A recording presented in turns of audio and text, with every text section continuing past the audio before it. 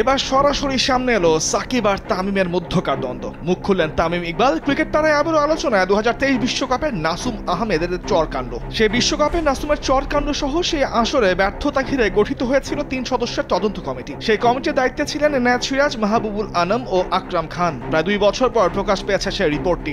নাসুমের চরকাণ্ড dressing রুমের বাইরে ছড়ানোর দায় তামিম ইকবাল ও তৎকালীন ক্রিকেট অপারেশনস চেয়ারম্যান জালাল ইউনুসের। এমনই অভিযোগ তুলেছেন খোদ সাকিব আল হাসান। হেড কোচ চন্দ্রিকা হাথুরু সিংহকে সরাতেই এমন করেছিলেন বলেও জানানো হয়েছে সেই রিপোর্টে।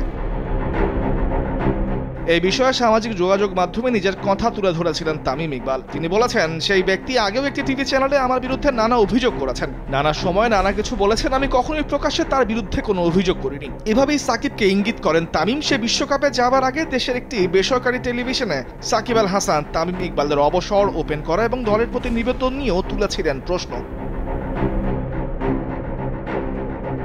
সেই তদন্ত রিপোর্টে জালাল ইউনুস তাকে জড়িয়ে বক্তব্য সঠিক নয় বলে জানিয়েছেন গণমাধ্যমে। আর বিসিবি পরিচালক এবং ফ্যাক্ট ফাইন্ডিং কমিটির সদস্য মাহবুবুল আনাম বলেন, নাসুমের চর মারার ঘটনাটি একদমই সত্য নয়।